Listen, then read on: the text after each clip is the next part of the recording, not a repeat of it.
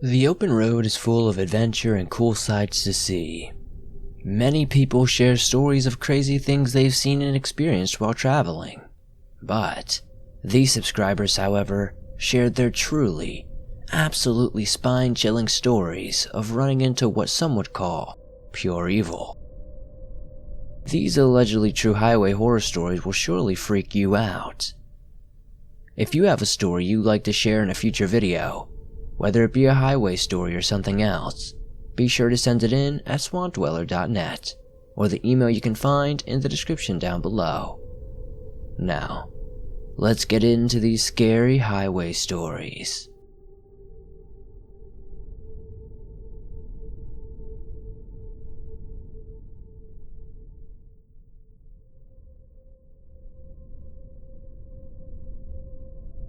In Bangor, California growing up, I always heard the same ghost story. It became sort of an urban legend for our town of 665 people.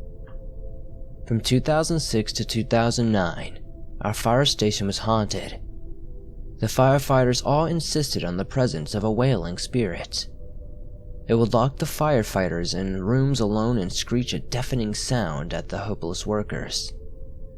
This lasted for years until the station workers refused to ever enter a room alone, as that it was then it would usually strike. In 2009, the station was torn down, and ever since Bangor banshee has been heard in our hills at night. Now being a local, having lived in Bangor my whole life, I have long since ignored the spirits as a tall tale. That is, until a couple of nights ago. I was at a friend's house a town over and found myself driving home at 2 a.m. alone down our unlit highway. It is the start of summer and my old Honda had no air conditioning, so I left my windows open for the drive. That's when I heard it. A scream doesn't quite sum up my feeling. It sounded so loud and inconstant, like 100 simultaneous, blood-curdling screams. Behind, in front, all around me, I believe I saw a dark figure on the side of the road. Out of the corner of my eye, but I was so disoriented by the noise my mind may have played tricks on me, I can't be sure. In a moment of panic, I slammed the gas and the sound dissipated after a few moments. I haven't driven on that road at night since, and I still get a very eerie feeling on my commute to work each and every morning.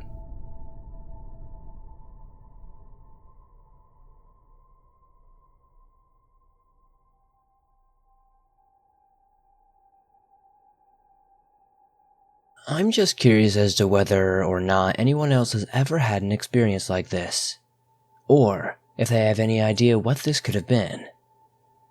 2 years ago in New Jersey, after a night of partying in Morristown, I and some friends were heading home on Route 80 West. My one friend, who was the designated driver that night, was driving my car as I rode shotgun because I had about 4 drinks. I and the 2 other guys in the back had been drinking, so maybe this was all in our imagination. We were approaching Denville's exit 39, when both the driver and I noticed a shadow next to a road sign. Now, neither of us thought anything of it, and probably would have gone the rest of our lives without ever having mentioned to one another that we had thought that shadow, which was just a little deeper and darker than it probably should have been, was a bit weird looking. This changed because of what took place in the next 10 or so seconds. As we got about 15 yards from that sign, the shadow darted out in front of the car. It seemed to be a little taller than human size, but it didn't have any sort of human silhouette. As a matter of fact, it didn't really have any silhouette. If anything, it was similar to smoke, beside the fact that it stayed a little taller than a human, and maybe 2.5 feet wide. I guess you could think of it as really tall human whose arms were glued to the side and legs glued together. With that, it would have been their silhouette having some shapeless wiggle room to it, almost like the Ed, Edd and Eddy cartoons were animated. On top of the fact that the form of the shadow was strange, it was also one of the deepest blacks that I've ever seen. The car's headlights shined on both sides of it and behind the shadow, but it seemed to somehow be completely black and devoid of light. I would say that the final identifier of it was that it didn't look three-dimensional at all. It was almost as if it was a movie character cut out. Some deep, dark, and semi-formless two-dimensional shadow was standing upright in our three-dimensional world, 15 yards ahead of the car. Keep in mind, we were on the highway going at least 65 miles per hour. The shadow, though, stayed consistently in front of us, floating about 15 yards ahead after it darted out in front of the car. The driver started freaking the heck out and pumping the brakes. The guys in the back seat were staring, dumbfounded and silent. I started laughing because it was the coolest thing I'd seen in a long time. As this went on, the shadow still stayed about 15 yards ahead. It moved back and forth, to the left and to the right, and in all directions sporadically. It moved so quickly that it was almost as if it was teleporting to different spots. Suddenly it shot off in the other direction toward the median divider, which it went right through and to the other side of the highway where we never saw it again. What the hell could this have been? One of the logical guys in the back seat explained it as a black bear. That, however, doesn't make any sort of sense.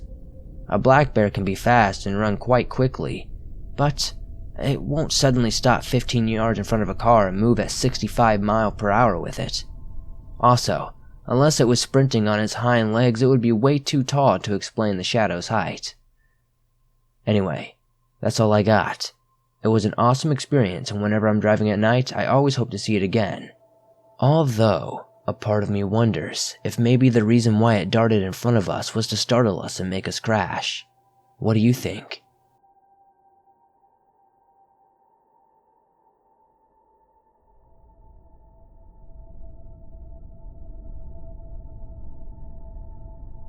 Okay, so this could have been nothing, but something just felt so off about it. A little bit of backstory. So last night, my sister, who lives 3 hours away from me, had somewhat of an emergency and asked if I would come stay the night with her. I packed my bags right away and headed there at 9 p.m. As I was about an hour away from my apartment, I realized that my car wasn't going to make it. The temp gauge was rising and I didn't want to risk it overheating in the middle of nowhere. So I turned around, and when I'm about 15 minutes from home, my car overheats. At this point, it's about 11:30 p.m. I pulled off at an exit and waited for it to cool down. Then got back on the highway, but it did it again. So I pulled off into the side of the highway.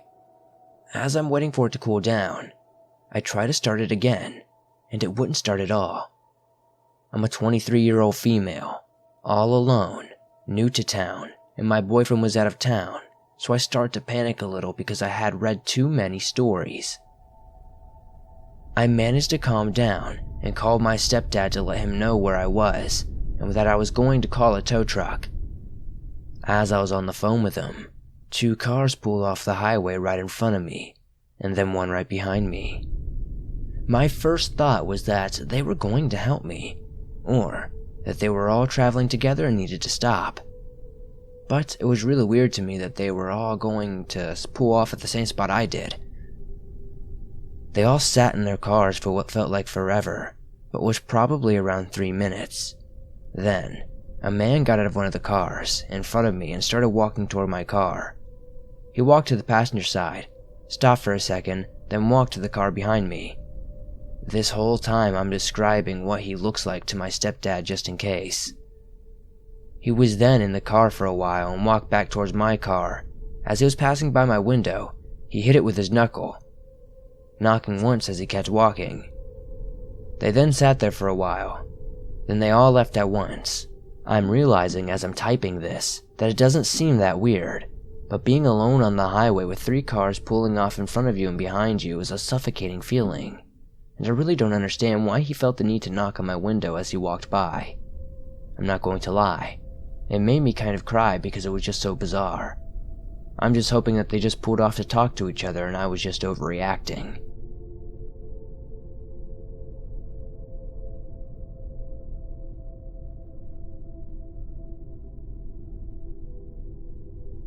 This story took place when I was 18 and still living at my parents' house. I'm currently 23 years old and a female.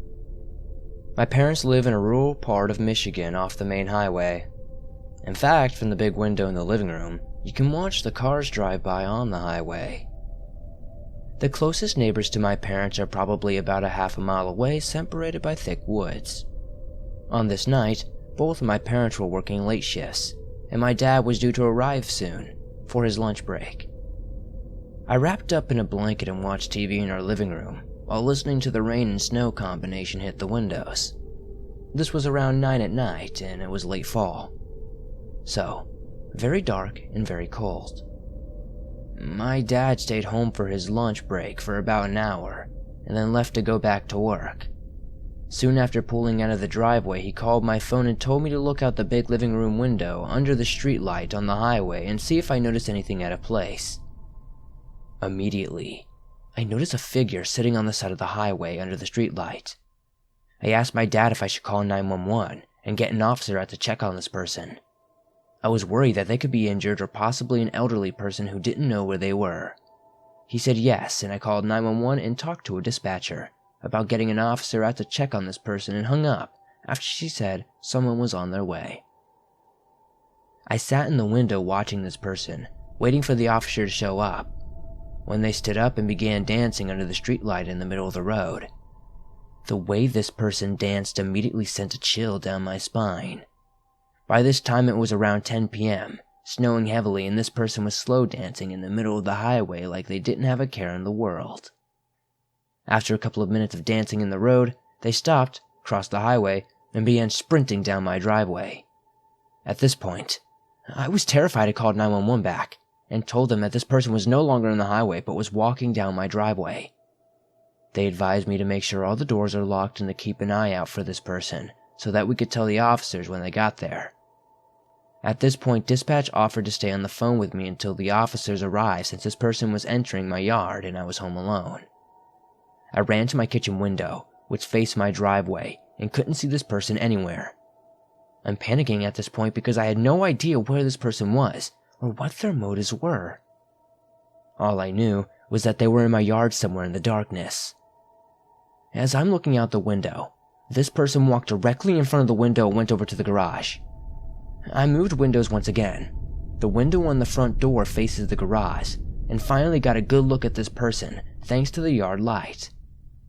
He was in his late 20s, very scruffy, carrying a backpack and talking very absurd to himself. I relayed everything I saw to the 911 dispatch, including that this man was attempting to break into my garage. At this point, dispatch tells me that the officers are turning down my driveway and ask me exactly where this man was.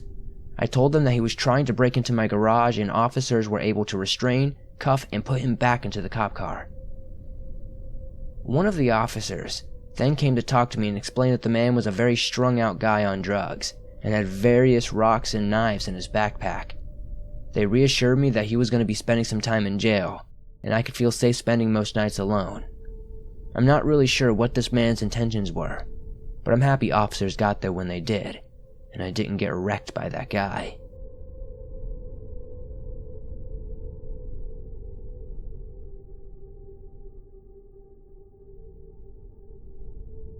This story happened to me back in 2011 when I was 19.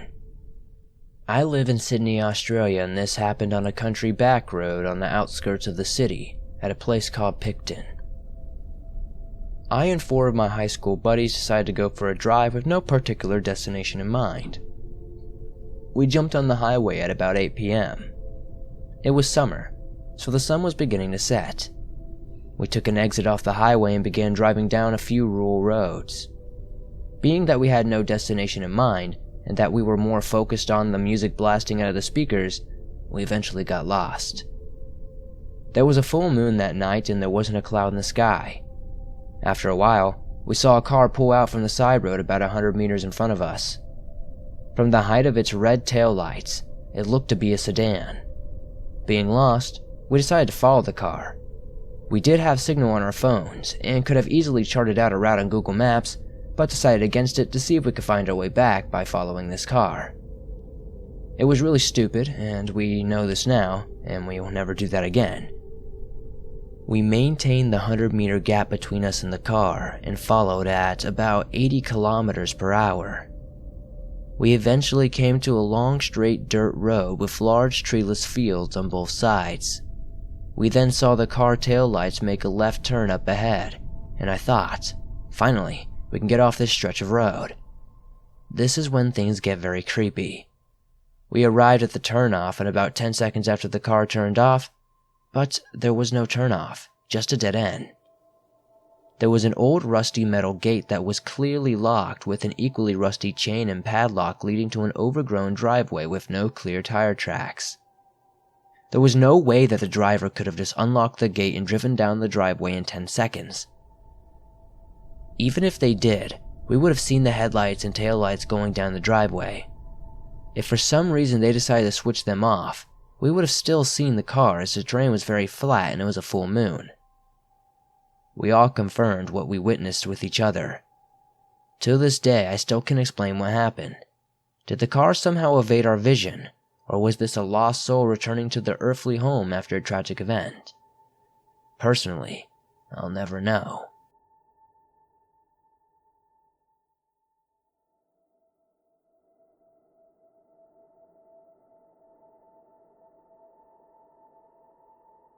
I've had an experience many years back that I want to finally put down on paper. It was in 2003 when I was moving from California to New York. I haven't mentioned this story to anyone except those closest to me, because my fear is that talking about it will bring it back to me. It's bad enough to keep haunting memories in hidden caverns of my mind. I also don't want people to think that I lost my mind out in the Arizona desert on that starry night. I live in Denmark now, so that night in the American desert seems like a world and an era away. Nothing happened to me, in the sense of the body. While it was happening, it was terrifying and traumatizing. I have never been so scared, so alone in such an empty world, and in such imminent danger as that night. If you fear that talking about or reading about animal spirits can conjure them into your life, I recommend that you stop listening now. I had taken a job offer in New York City and quit my job in San Francisco, so I had a month in between of free time. This was just a couple of years after university, so I have friends that have moved back from our university town in Santa Cruz to various places around the country. With this free month I could do what I wished, so I packed my things, everything that I owned, into my own little pickup truck with a camper top and headed out on a road trip to visit my college friends around the country while driving to New York. Honestly, I lost track of time in Los Angeles after many nights at various venues and events. I had been crashing at the apartment of my friend Kyle, actually crashing at the apartment of some girl that Kyle was crashing at. As there was always another event being promoted or a reason to stay for a few more days, I woke up on a Tuesday morning, wrote a goodbye note, and ventured out to find my pickup truck with all my stuff. It was a bit of a panic, because if it had been stolen, the only physical possession I would have in this world would be my knapsack on my shoulder. I found my truck and pulled out heading for Las Vegas. The next city I wanted to visit was a friend in Atlanta, but I figured I'd do some solo adventuring and hit Las Vegas and the Grand Canyon while in this part of the country. When I came to the desert town of Barstow, which is a couple hours east of Los Angeles, I lost control of the truck for a second, grabbed the steering wheel, and managed to pull over haphazardly but safely to the shoulder of the highway. This was lucky as the highway had a lot of big trucks. I got out to inspect the back left tire, and it was flat. These details are not part of the experience in Arizona, but set the scene leading up to it. It was a feeling of several days of socializing with wannabe celebrities in Los Angeles, followed by what felt like a very unsafe and shocking experience in the desert highway. I switched out the flat tire for the spare. Each time a big rib would go heading my way, I would literally run around my parked truck to avoid being hit. The flat tire is on the left side of my truck, which meant I had to jack up their truck and work on the body situated just by the most right lane of the highway. This is the lane that the big trucks travel in. All was fine and I could drive a few miles until I found the tire repair shop. It was a small, cheap shop somewhere in the desert, run by Spanish-speaking Mexicans. The shop was one of those cinder block and aluminum workshops with plenty of tires hanging along the wall with cheap prices painted on the tires with white paint. It turns out that it was just the air intake valve that broke, likely from the desert heat. It literally cost $4.50 to repair. That being all good, I realized that it was now close to sunset, so I changed my plans, and I decided to forget Las Vegas and the Grand Canyon solo adventure and hightail it for the next destination city, all the way on the East Coast, Atlanta, Georgia. This would turn out to be the most terrifying night of my life. The flat tire was just a fear appetizer before the pure dread of hell would be unleashed. So I pulled out the tire repair shop with determination to get to the East Coast as soon as I could and not stop unless necessary. I decided I'm going to drive east as long as I can until I am too tired, and will then rest in my truck. Early in the eve, I was really enjoying the drive, with a crimson red and glittering gold sky behind me. The desert was beautiful in its very vast empty serenity. As I had spent most of the past 2 years in an office environment, I was feeling exultation by the chance to be under such a gigantic and beautiful open sky above the flat sand of the desert. The tall cacti were majestic and proud as they scrolled past my truck on each side. Sunset fell into darkness and the celestial show above the desert was another display of the natural world's unbelievable beauty. There was no moon. At one chance I pulled over just to look up. The road was pretty empty. It was not quite midnight, and aside for the stars I could see the Milky Way, and when you see it like it really lives up to its name. Suddenly, I felt uncomfortable. I had a sense that this intoxicating beauty was somehow luring me into danger, and I was surprised to be so suddenly very alone. It was just little me, and all my humble belongings packed under the camper top of an old yellow Toyota pickup truck. I drove on. My fascination with the natural beauty soon waned until the night desert was like a hypnotist of sand and cactus counting down from 10 and putting me in a trance. The road was all mine at this hour, and it was one of those moments where it felt like I could be the only person alive on the planet. Then I saw something in my rearview mirror to remind me that I'm not alone. It wasn't a car though, it was a man. He was running, but as I was driving faster I thought I must have been driven past him and just didn't see him or something. I drove on, but I was no longer sleepy. I was wide awake and my mind was racing to rationalize what it is I had just seen. I didn't get a good view, but I had definitely seen a man. It just didn't add up. Something was off. I couldn't think of a scenario where a man would be running along a freeway late in the night, way out in a desert. I relaxed for some moments thinking I must just be seeing things. Some of those cacti could make you think you saw something. I drove on, with an elevated level of alertness. Now I didn't want to stop. There might be something out there, and I'm going to see him again. I knew that night I would see him again. So I drove on. On the straight road leading east, I saw him again in the rearview mirror. This time he was not fading away but holding speed about 10 or 12 car lengths back. I could barely see him. I checked my speed and was doing about 60 miles per hour. Impossible, I thought. I let my speed slag off a bit and indeed the man got closer. I could see him good now about 2 to 3 car lengths behind me and illuminated slightly red from my backlights. He was naked and barefoot and running like that. It was amazing and terrifying. What is this creature? What does it want from me? I decided I had enough and floored it. My truck was pretty loaded and doesn't accelerate well anyways. So as the speedometer moved ever so slowly up, my focus stayed on the man running behind my truck. He picked up speed and ran around so that he was running in the oncoming lane to my left side. I could see him real good now, through the driver's side window. His hair was dark and pushed back about neck length, and his skin was dark, and his face was black with angled white stripes like he had some kind of war paint on or something. I checked the speedometer and was hitting almost 90. I kept driving forward, and he ran with me. I did not understand how this man could run this fast and barefoot. He then accelerated faster than I was going, and I watched him run off ahead of me at insane speed. I couldn't believe the speed of those legs moving as he sprinted down the straight flat road. I drove on with my heart pounding, adrenaline pumping, and sheer waves of dread pulsing through my body. I thought to turn around and go the opposite way, but realized, what's the use if he can run that fast? It doesn't matter, so I drove on. I hadn't seen a car or any humans, at least who can outrun a car, for over an hour. That's when the truck bumped. There were stones on the highway. They were small stones, but I tapped on the brake. Then I floored the brakes, because the man was standing in the middle of the street with his arms up, like he was challenging me or something.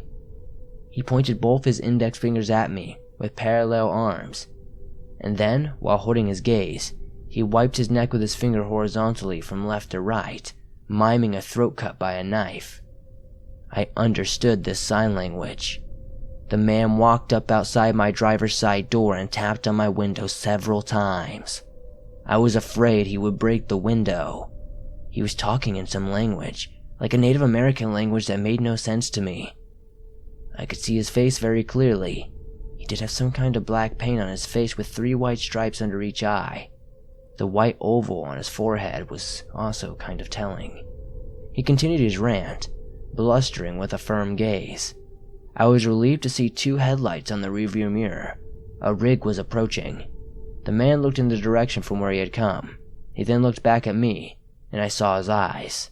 They were dark and almost lifeless. At that instant, the man ran off away from the road and into the deep desert.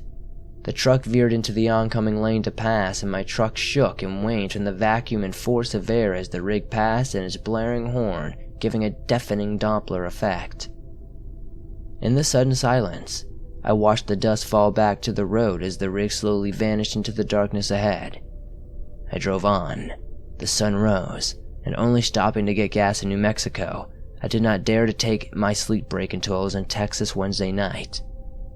I will not be doing any driving in the deserts of American Southwest anytime soon. I feel as though there is a spirit there that knows who I am. We have unfinished business, and I prefer not to ever see it again.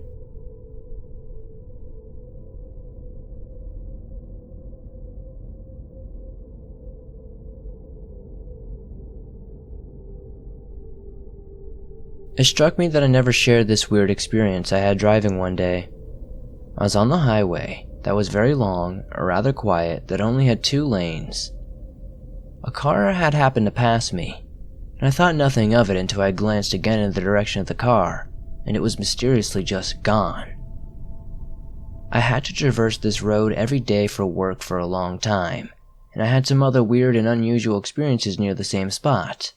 Though, the one that stuck out was the vanishing vehicle, and admittedly, I only vaguely remember that other weird thing happened on this stretch of road. I'm curious if anyone else has had any weird highway experiences, as it's otherwise a rather unusual place to hear of sightings, excluding the dark, secluded forest trope, which this was not at all. Sometimes I sit and think at night what this mysterious vanishing car could have been. Was it just some sort of ghost car that you might have heard about before in stories? Or did I see somebody possibly going into some sort of time warp hole? I don't know.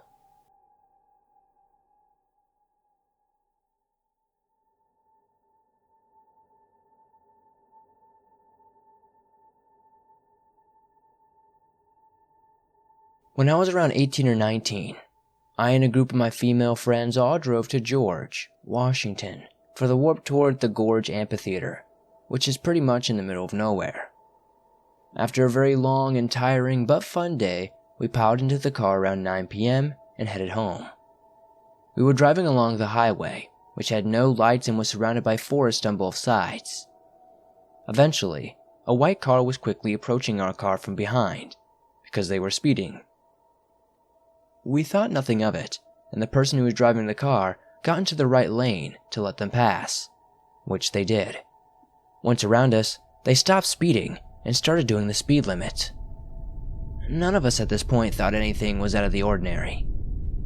We were all pretty oblivious because we were talking to each other and having a nice time until I randomly noticed that we didn't seem to be going as fast as we should have been. I looked to the front to check the speedometer. I noticed that we were only doing about 45, which was about 10 under. I eyed the car in front of us and wondered out loud how they've been speeding and now they're only going under the speed limit once they're in front of us seems a little weird. Everyone pretty much wrote it off as, yeah, how dumb. We went back to talking for a few minutes, but then the person in front of us slowed down from 40 to 35, at which point the person driving their car was getting irritated and said, "What the hell is this guy doing?" So we were all, by that point, completely focused on the car, which then proceeded to slow down to 20, 15, 10, and then they just stopped right there on the road. We were all pretty freaked out by this point, but still trying to be calm and rational, we started to wonder if something might be wrong. But we were doubtful because we assumed that they most likely would have tried to pull over on the side of the road if that had been the case. From behind us, another car started approaching in the distance. The car in front of us started to drive, very quickly up to the speed limit, which is when we started getting really scared because it was too suspicious. The driver of our car tried, as the other car passed the front car, to stay behind the one that had just approached, but the car in front of us would not let us by and was staying exactly even with our car. If we sped up or slowed down, so did they. Because of it, fearing an accident, our driver got too scared to try to switch lanes and backed off as the other car disappeared ahead of us. When we were alone with the original car, they once again stopped in the road. By this point, some of the people I was with started crying because we had no idea if this person or people were pranking us or if they genuinely wanted to do something bad. One of my friends suggested that our driver speed around them, but I said not to because I was afraid they were going to try to ram us off the road if we attempted it.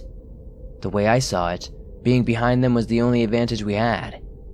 Not one of us had a cell phone reception either, which made all of us far too aware that it was truly like a scene straight out of a horror movie. We finally made the decision to do a U-turn with the person still just sitting there, so we sped off in the opposite direction, as fast as we could. The first chance we got, we pulled over on the side of the road with our lights off in one of those gravelly areas that a lot of semi-drivers rest in, so we could wait for another car to come by. Finally, after about 20 minutes, we saw a semi coming down the highway. We pulled out in front of it and made sure there wasn't enough room between us and the semi for any other car to get through. Sure enough, as we reached the spot we had been, the car was still in the same area, going under the speed limit. When they saw us in the semi, they started speeding again and disappeared ahead of us.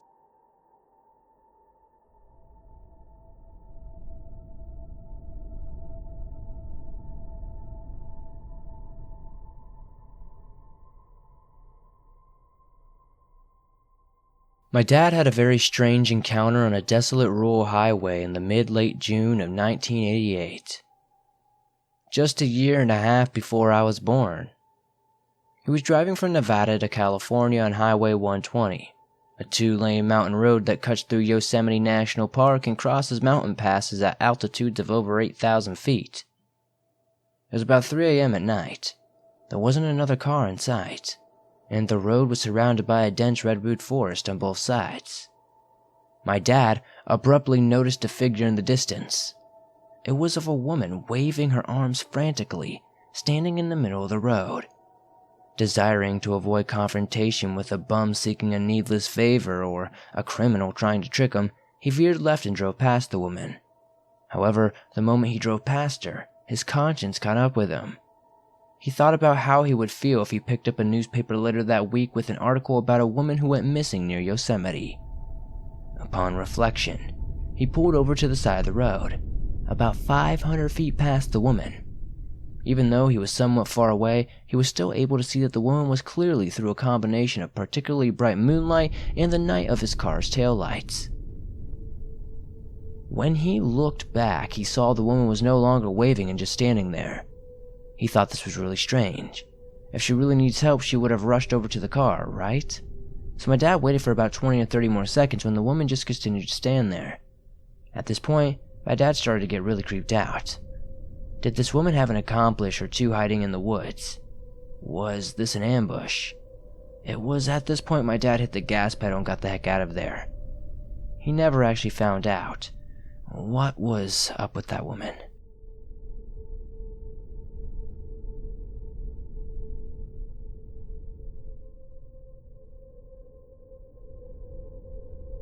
It was about 12 or 13 years ago.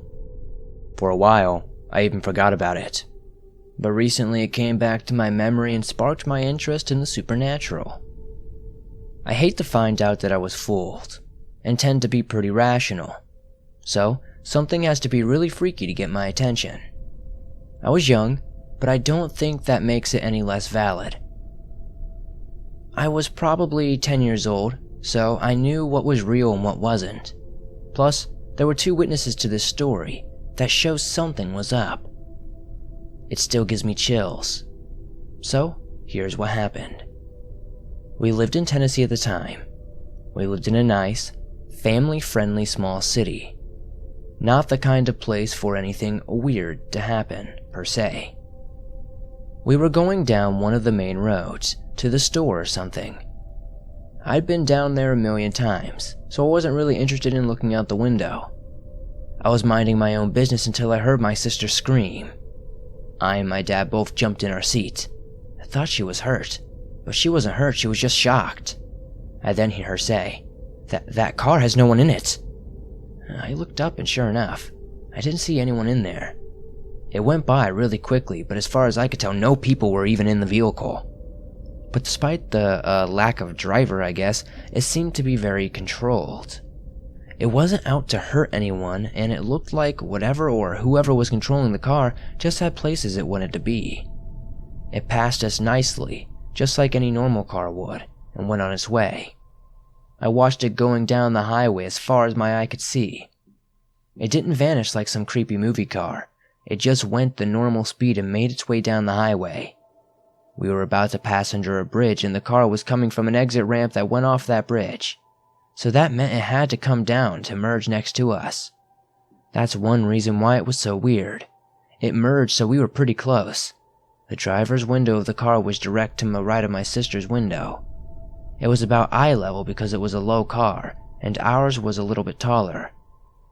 So, if there was a person in there, how could we not see them? I still remember what it looked like. I forget what name of it is. It looked a little rough and old, like one of those long, low cars from maybe the late 70s. Who knows? Maybe you've seen it too. For all I know, this thing could be going cross-country, but I never saw it again in my city. I don't know much about the paranormal yet, but I am very curious. Can a ghost drive a car? Can a thing with no physical body move a physical object? Or is it another supernatural thing that would move a car? This isn't something that haunts me, as far as I know, and I just wanted to share this because I'm baffled and kind of creeped out by it. What do you think it could have been?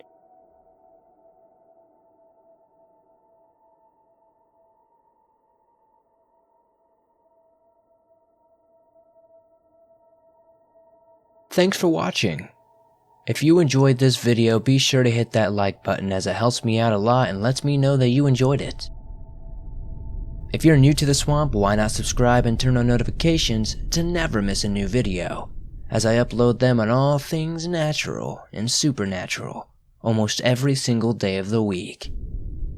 If you have a story you would like to share in a future video, be sure to send it in at swampdweller.net or the email you can find in the description down below. I would love to share your story with everyone here in the swamp. I appreciate all of you watching. Please comment down below which story was your favorite. If you made it all the way to the end, let me know that as well too. Come join me on Twitter at iSwampDweller and join me on Instagram at SwampDwellerOfficial. I'd love to talk to you guys over there and get to know you all better. I'll see you guys soon with another creepy video.